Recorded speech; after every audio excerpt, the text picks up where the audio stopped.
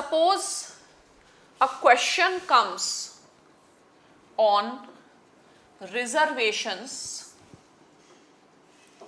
in mains. What are the key points you should know so that you can write answer? Fine. So first of all, what is reservation? Fine. So reservation is also called as quota. Reservation is also called as quota. It means that certain quota can be fixed for a particular category of persons. It can be in job, it can be in educational institutions, and it can be in parliament, it can be anywhere. So quota means a percentage of seats is fixed for a particular category, and it cannot be given to anyone because this quota is given on the special grounds, and that is why Supreme Court has allowed that the backlog seats will be considered as the backlog. Fine. Now, the reservation policy in India is a very debatable issue. There are people who are vehemently against the reservation. There are people who want reservation for as a symbol of social justice. So, as far as reservation is concerned, it is highly controversial issue.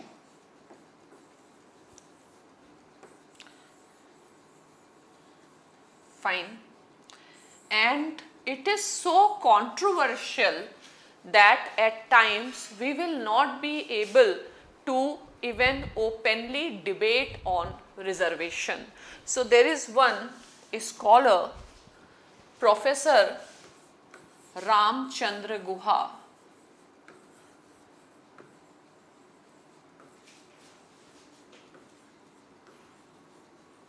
who rightly said that reservations in India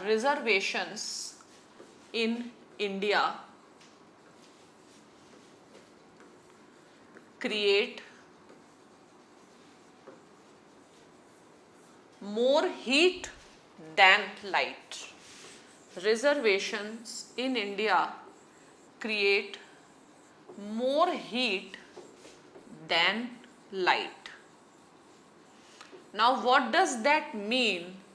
It means that reservation is such a politicized issue that it is not even possible to have a very clear or a very logical debate, even a free and frank debate is also not possible on the issue of reservation, because it is such a politicized issue and it is such a emotionally charged issue. Now, the problem is that if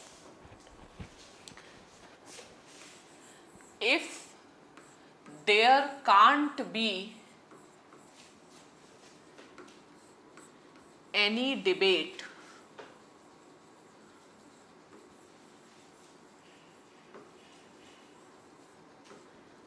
then there is no chance that we can logically evaluate, we can critically evaluate the reservation policy, and as a result it may happen that those who should be getting the reservation, they may not be getting the benefits. Those who are taking the benefits, they are not entitled to take the benefits, or maybe the overall outcome of the reservation is not the way we intended it. So, for any sound policy, the first condition is it should be a matter of public debate, public reasoning. There has to be a free and frank debate to understand the pros and the cons. But the political environment in India unfortunately does not allow the logical evaluation or the critical and the penetrating evaluation of reservation. Anyway, I will make some effort that you get some clarity and you can talk on reservation with the help of some basic concepts, some basic theory, or the way you talk about reservation should not be like the man on the street talking about reservation. So, whatever arguments in favor or against, whatever you say, it should be sensible, it should be an argument of an educated person. Okay. So, first of all, reservations, as I said, in India is something so complicated. There is lot of litigation, there is lot of politics, and often we never reach to the core issue.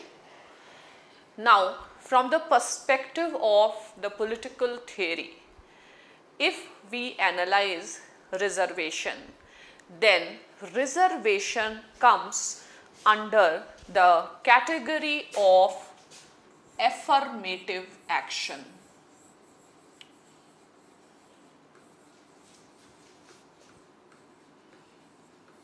So, reservation is a type of affirmative action.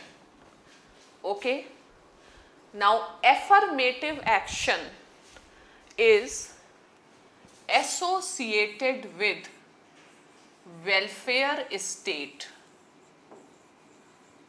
and you know that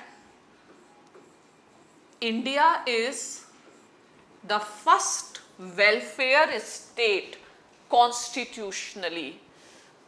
Introducing the idea of welfare state in the constitution itself, Indian constitution is the very first example.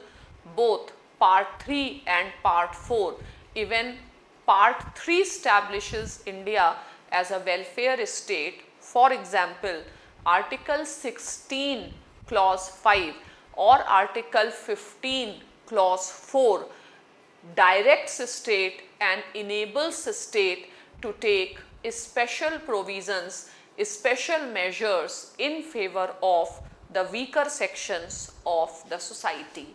So, hopefully my definition of welfare state is also clear to you. So, welfare state is a state that is expected to take welfare measures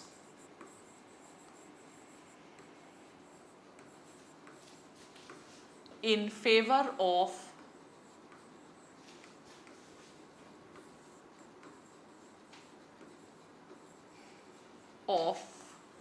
the weaker sections. So, the idea of welfare state in the modern times is relatively new. It came into existence during the Great Depression and interwar period. Though if you look into the Indian texts, India always had the welfare state, and if you look into Manu and Kautilya, they have always mentioned that it is Raj Dharma to look after the orphans, to look after the destitutes, and it is Raj Dharma to help the people to realize their purusharthas. But since the dominating approach to look at the things is from the Western perspective, we can say that the welfare state came after the economic depression and the economic crisis, and it was realized that survival of the fittest, that is the laissez-faire approach, will not work, and state needs to take special measures in favor of the weaker section as a part of level playing field in the society. So welfare state takes affirmative action. The other term for affirmative action policies is positive discrimination in favor of the weaker sections of the society. Now, if we have to understand the scheme of reservations in India, now before that we have to understand that affirmative action or positive discrimination, these are linked to the welfare state, and the objective of welfare state is to help the weaker sections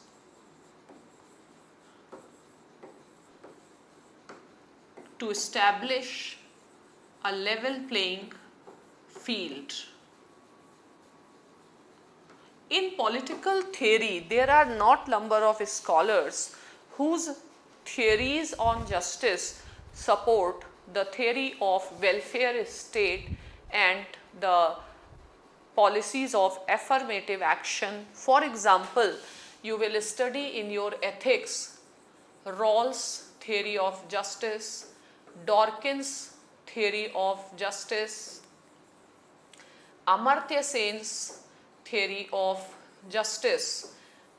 All talk about welfare state in one or the other form.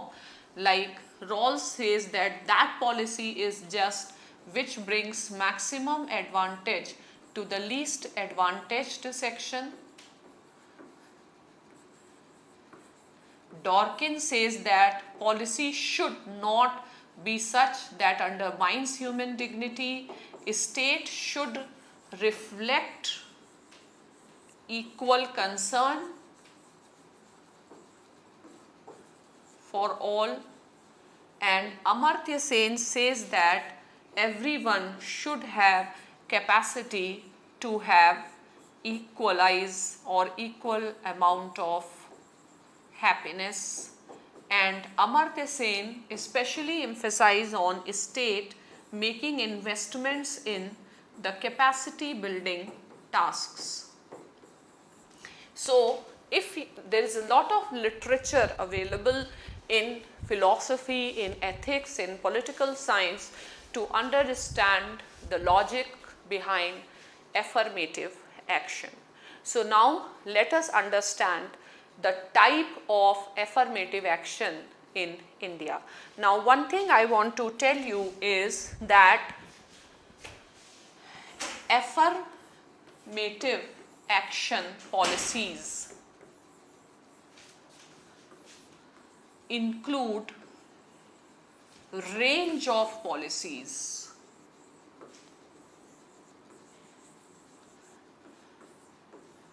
And we can say that reservation is not the only measure available,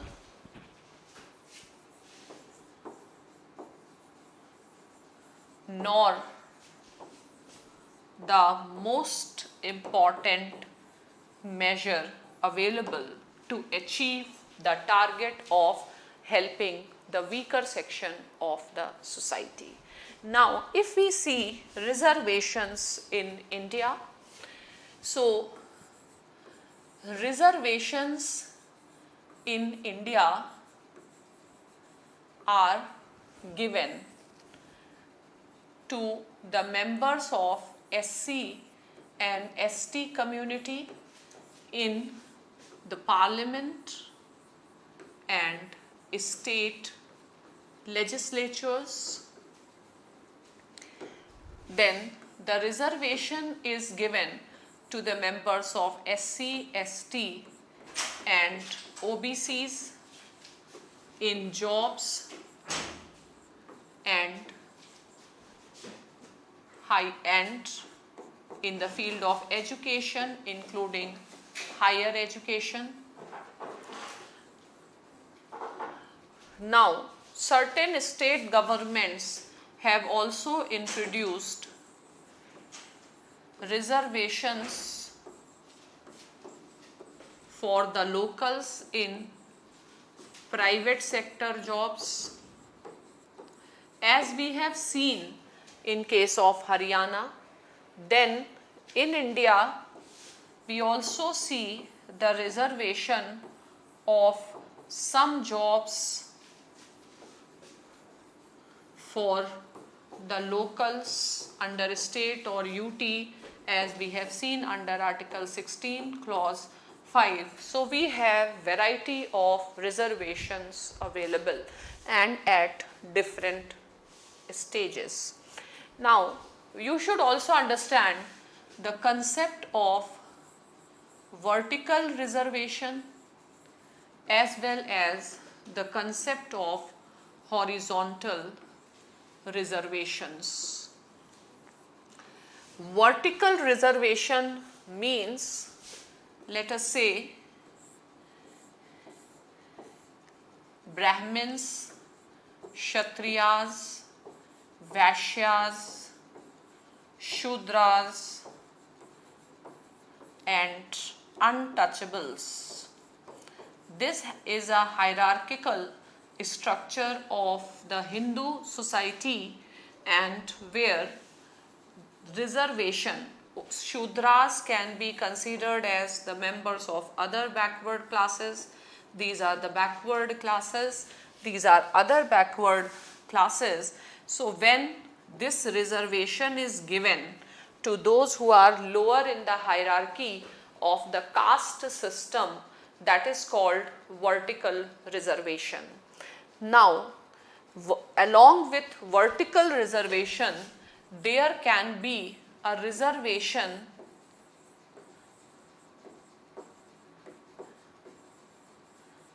within reservation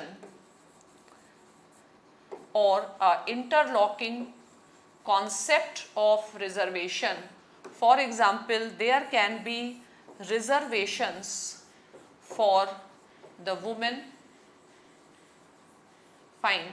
So maybe if 50% seats are reserved for women, then out of the total seats reserved for the members of the Dalit community, the 50% will also go to the women of the Dalit community. So there is also interlocking reservation.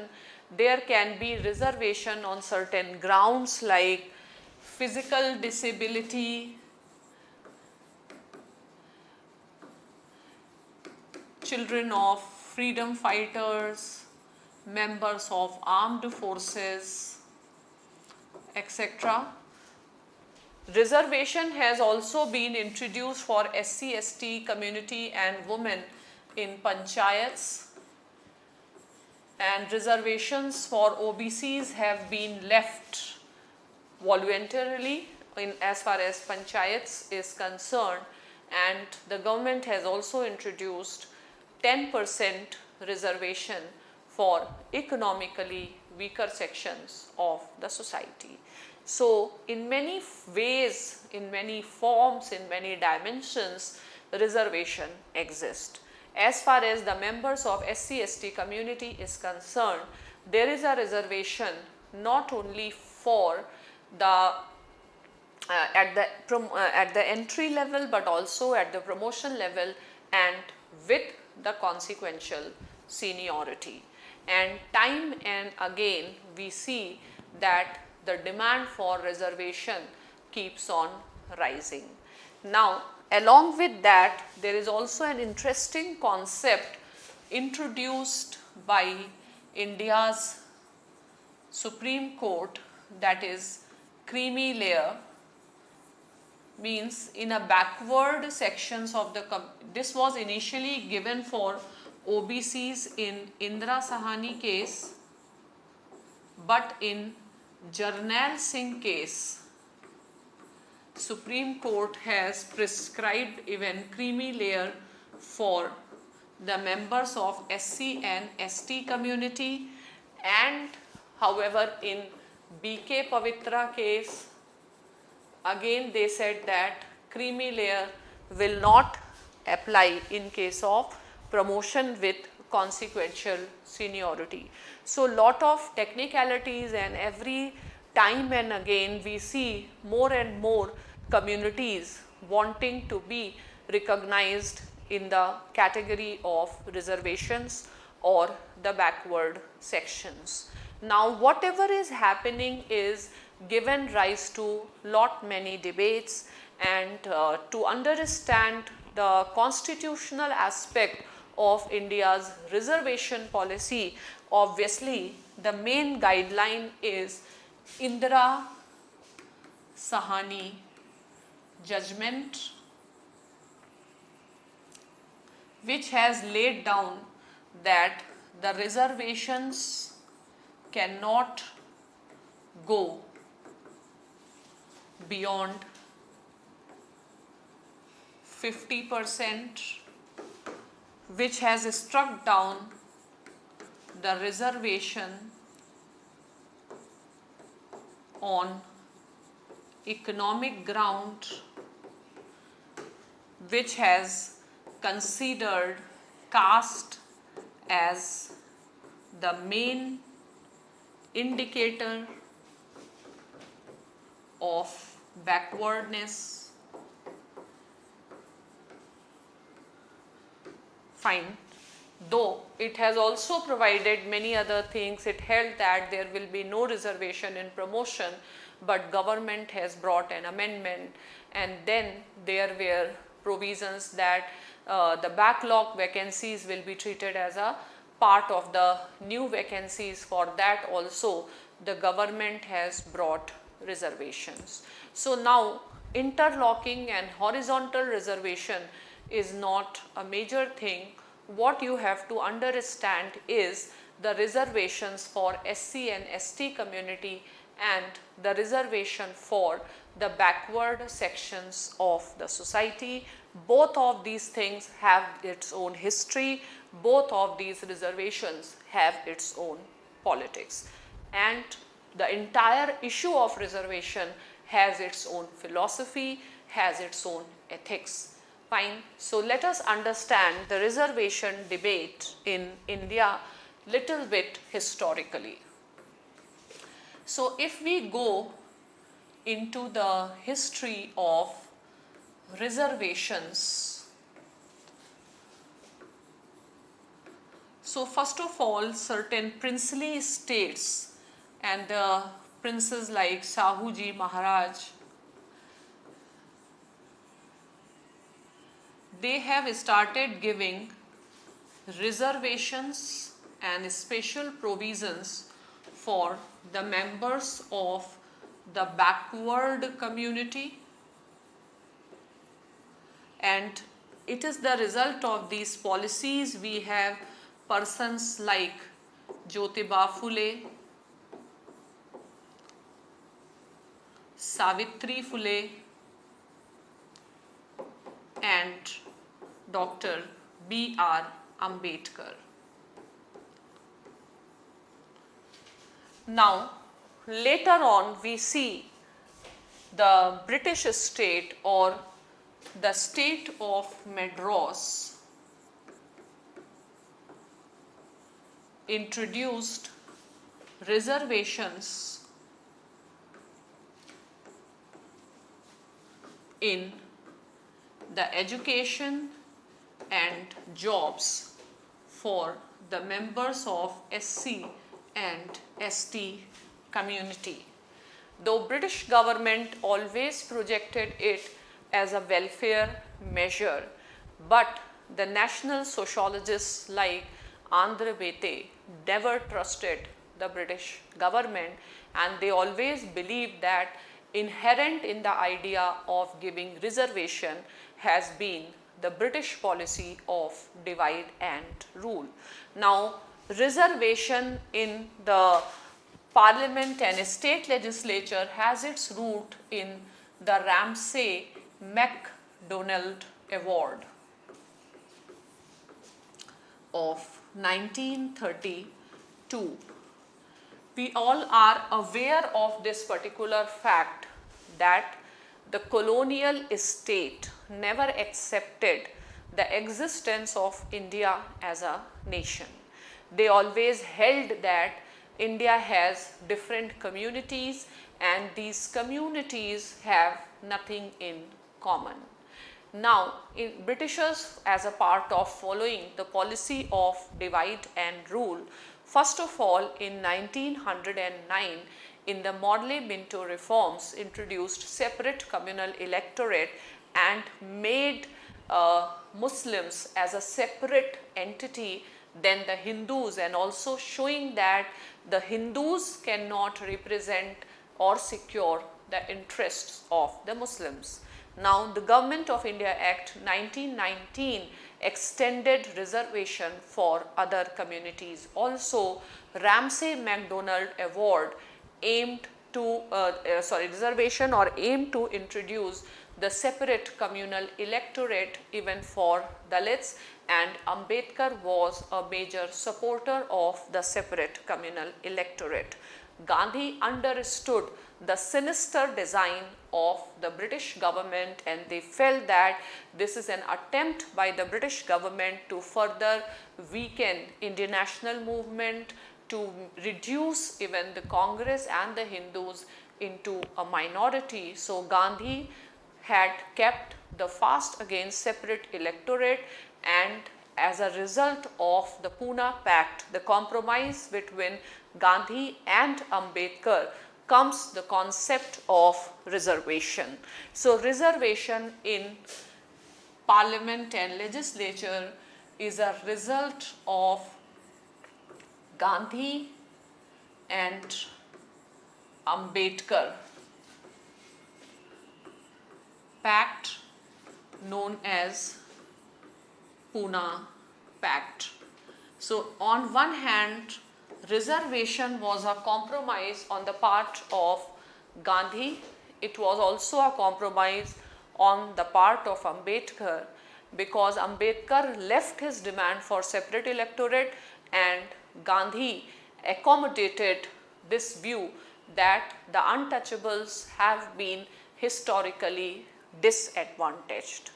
Now, at the time of independence, because we have to consolidate and emerge ourselves as a nation where there is a liberty of thought expression, where everybody can live a life of dignity, the Government of India, in order to give confidence to the members of the SC and ST community who have faced 2000 and more years of discrimination, as a confidence building measure, it has introduced reservations in Parliament, in state legislatures, as well as in public sector employment. Fine. So reservation has been accepted. If we look from the perspective of the political scientist, one of the most important scholar who has done the most scholarly work both theoretically as well as empirically in the field of reservation is Mark Galanter. And Mark Galanter, in his article Competing inequalities talk about reservations, and he describes the reservation policy in India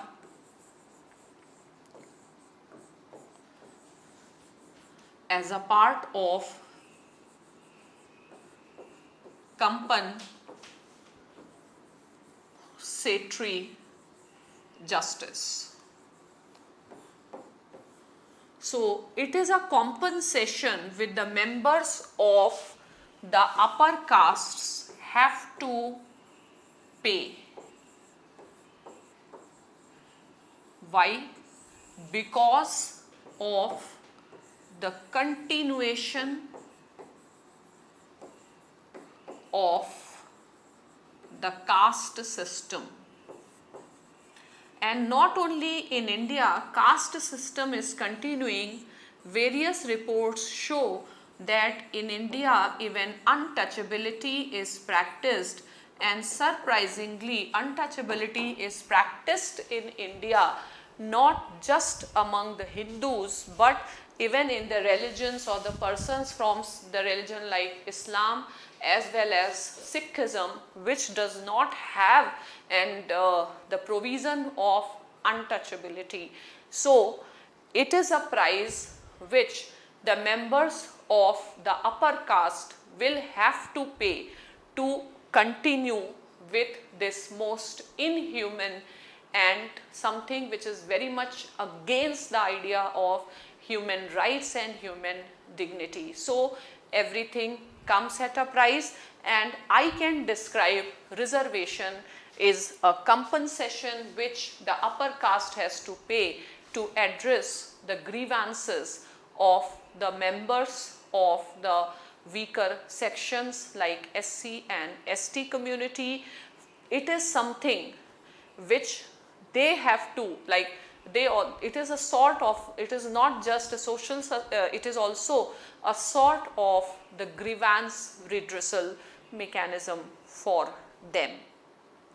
Now we have to understand that the principles on which the reservations for the members of scheduled caste community operate and the principles of reservation for which the members of OBC operate, they are very different from each other and they cannot be compared with each other.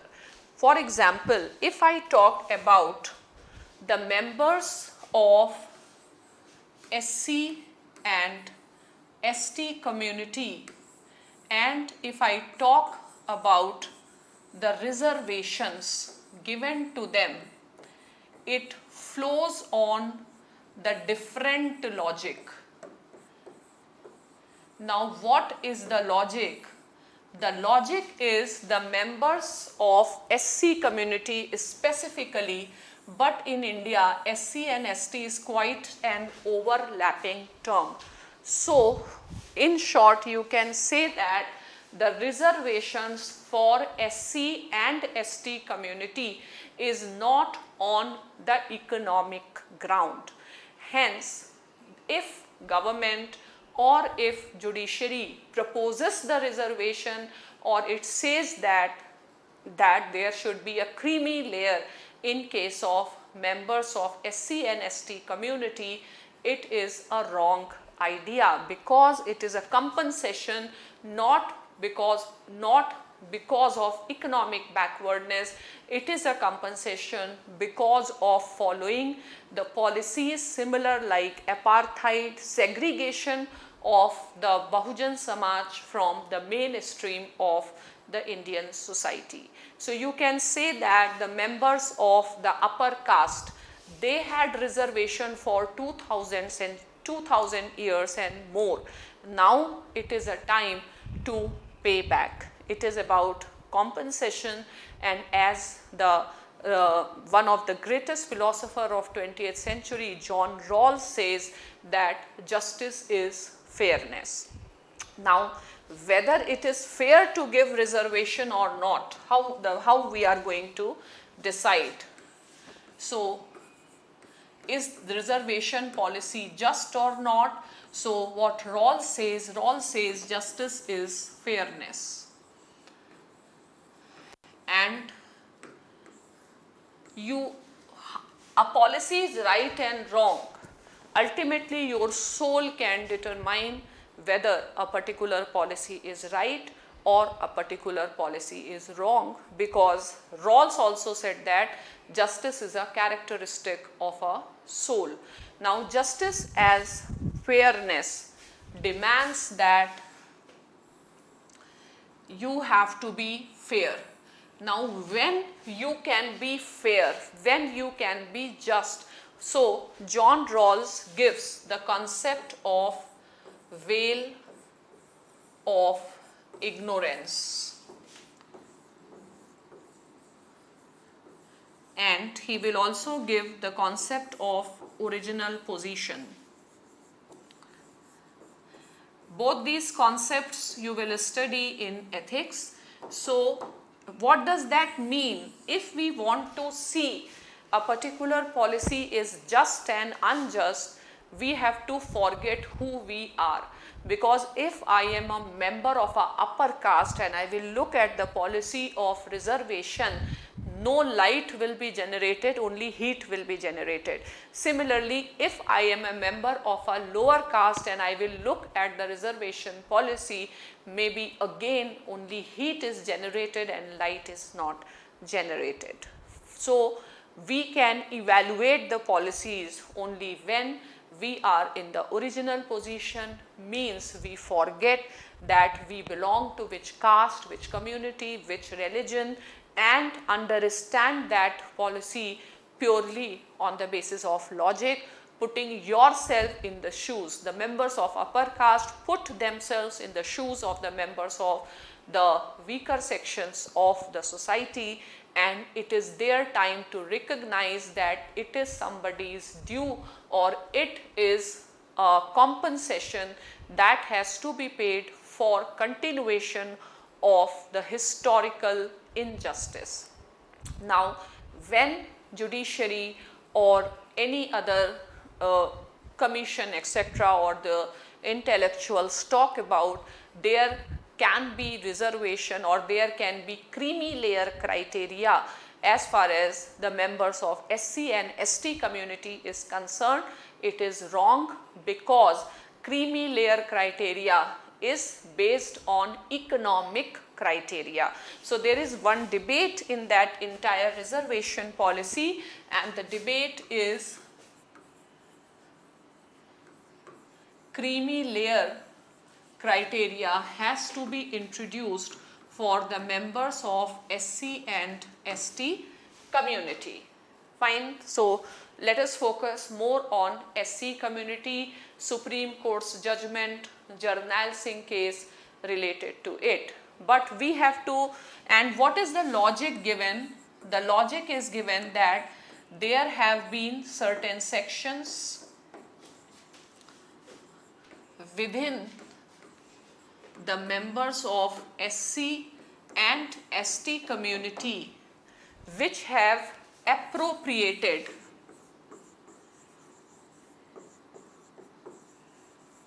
the benefits and as a result a class within class has emerged, and those who are at the lowest rung, they continue to suffer. So the members of the scheduled caste community who have already got the benefits of the reservation should voluntarily surrender it in favor of the members of the weaker section or those who are in the lowest level to take the benefit. It is a good idea, but according to me it should be done as on a voluntary basis, and state should not come up with any idea of introducing the creamy layer for the members of SC and ST community, because creamy layer is based on income criteria, and when you give reservation to the members of SC/ST community, it is not on the basis of income criteria, it is because of the practice of untouchability and the social stigma and the segregation, and it is a compensation that the members of the upper caste community will have to pay. So, if the members of SC/ST community on their own think it is a very good idea, but you cannot have a state policy of introducing creamy layer as far as the reservations for SC and ST community is concerned, because it is a matter of compensation. Now, when the question arises that there is a class within class, means there is a elite class that has emerged among the members of scheduled caste community, and there are the people who are left out. Fine. So, now the benefit of reservation should reach to them. That is why you should introduce creamy layer. But you have to understand that for those who are left out, for that this is not a solution, because they are getting reservation not for economic ground. Reservation is not given on an economic ground to the members of SC and ST community, but voluntarily they can do so. However, the government, in order to bring these left out in a scenario where they can also take the advantage of the reservation policies, it is essential that government take special steps. Government should not think that it has done enough by introducing the reservation policy, because reservation policy alone will not be helpful. You have to go for taking very strong affirmative actions. For example, universalization of education is important, addressing poverty is important, land reforms is important, right to health is important. So, we have to see that if you want this section should also gain the benefit, this is not going to solve the problem until and unless the government takes the measures for a more comprehensive measure, so that this section of the society can also take the benefits. Now, as far as the OBC reservations is concerned, it is a very, very politicized issue,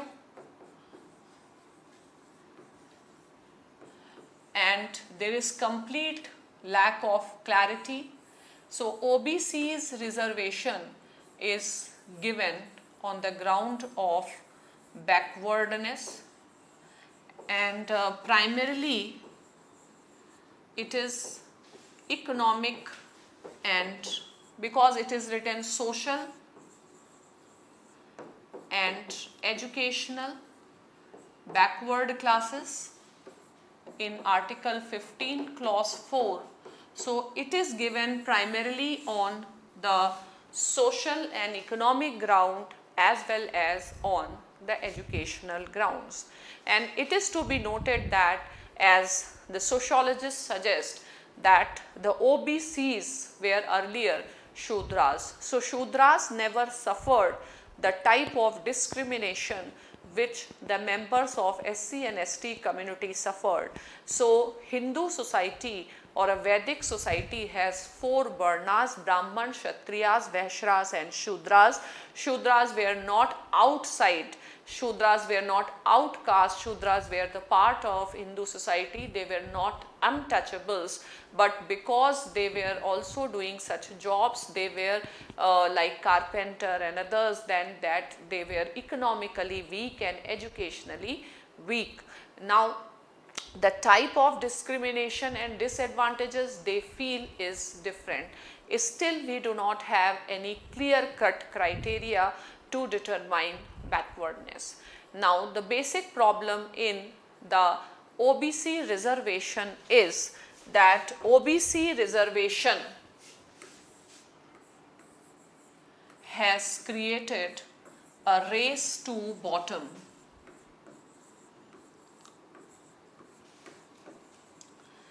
And as a result, that those who were earlier upper castes, they also want to be recognized as the backward castes. Now, the problematic angle is that there are certain dominant castes. Dominant caste is a term given by M.S. Srinivasan, India's most famous sociologist, where he says that in India the upper caste term is a misnomer, and actually we should look into the term dominant caste. Fine. So, the dominant caste means the castes which are dominating in economic sphere, the castes which are dominating in political sphere and social sphere. The criteria of the dominant caste is those who are landholders, those who are numerically strong in a particular region, and hence they become politically strong.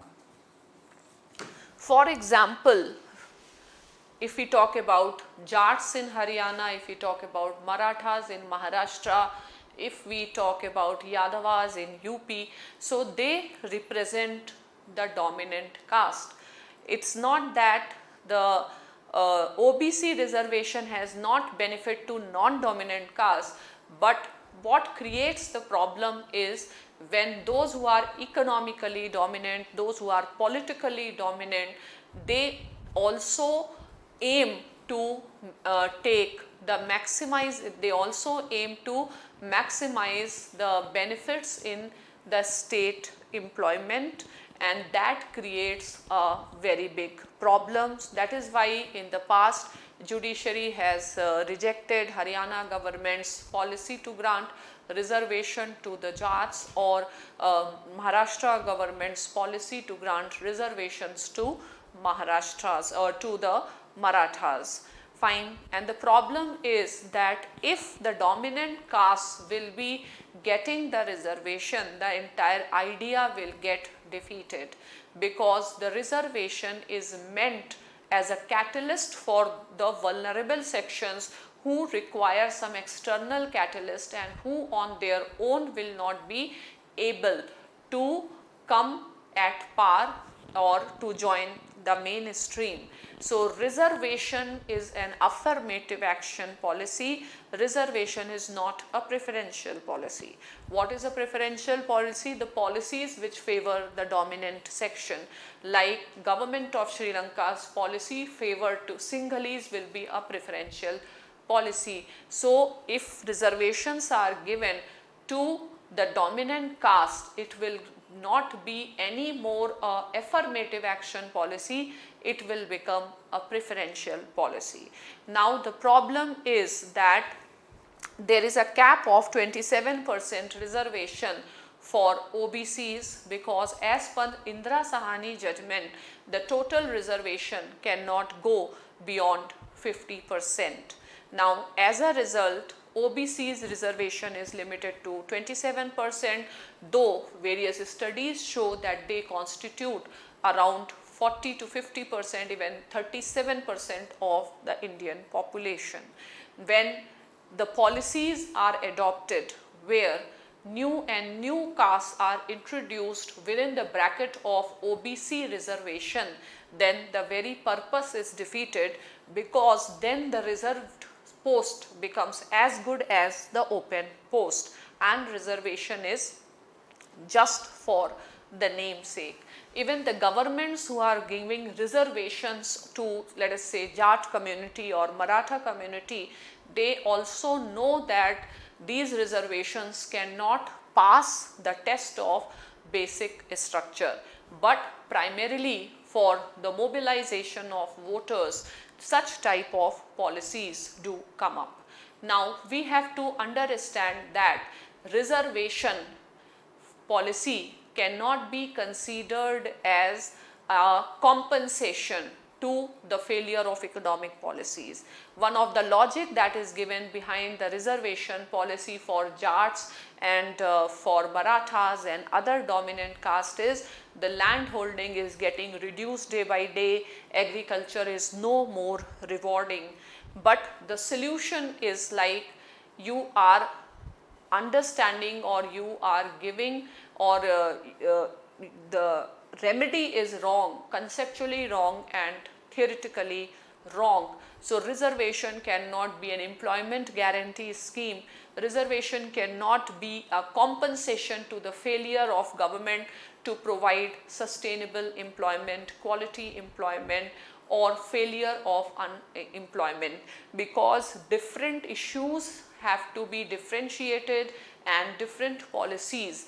It is the easiest way that you promise reservation, and when you promise reservation as a easy and short term solution to a bigger questions of Indian economy, like increasing unemployment or failure of land reforms or declining of agriculture, somewhere those who should or the right policies do not emerge, and ultimately the people are not benefited by these policies.